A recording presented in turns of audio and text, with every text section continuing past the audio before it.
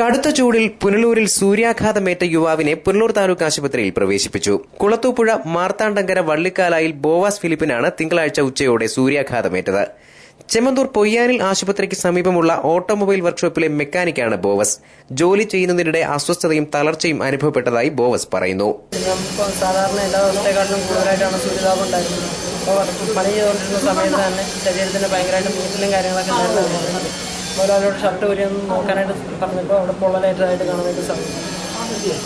ഒപ്പം ജോലി ചെയ്യുന്നവർ പരിശോധിച്ചപ്പോഴാണ് ശരീരത്തിന്റെ പിൻഭാഗത്ത് കുമിളകൾ കണ്ടത്. തുടർന്ന് പുനലൂർ താലൂക്ക് ആശുപത്രിയിൽ എത്തിച്ചു.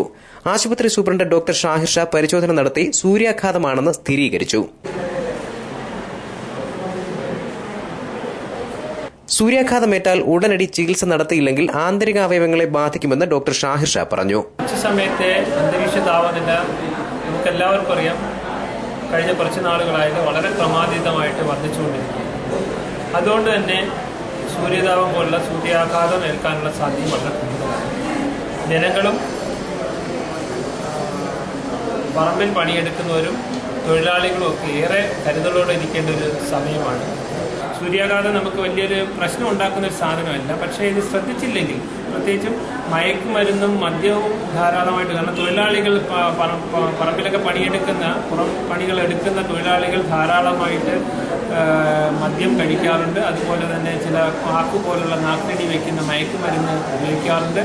ഇതൊക്കെ അമിതമായിട്ടുള്ള ആത്മവിശ്വാസം അവർക്ക് കൂട്ടുകയും ഈ സൂര്യാഘാതത്തിന്റെ ലക്ഷണങ്ങൾ, ചെറിയ ലക്ഷണങ്ങൾ അവർ മറന്നുപോകാൻ ഇടവരുകയും അവർക്ക് കൂടുതൽ അപകടത്തിലേക്ക് കൊണ്ടുപോകാൻ സാധ്യതയുണ്ട്. പ്രധാനമായും ഇത് നമ്മുടെ വൃക്കയും അതിനനുബന്ധമായിട്ടുള്ള മൂത്രസഞ്ചിയും മൂത്രനാളിയെയുമാണ് ഇത് ബാധിക്കുന്നത്. സൂര്യാഘാതം കഠിനമാകുമ്പോൾ അത് ബാധിക്കുന്നത്. പിന്നെ സ്ത്രീകളിലൊക്കെ ആണെങ്കിൽ മൂത്രത്തിൽ പഴുപ്പ് പോലെ ചെറിയ ചില പ്രശ്നങ്ങൾ ഉണ്ടാകാം. അപ്പോൾ അതുകൊണ്ട് തന്നെ ധാരാളം വെള്ളം നൽകുക എന്നുള്ളതാണ് ഇതിനകത്ത് ഏറ്റവും കരണീയമായ കാര്യം. News bureau, Punalur.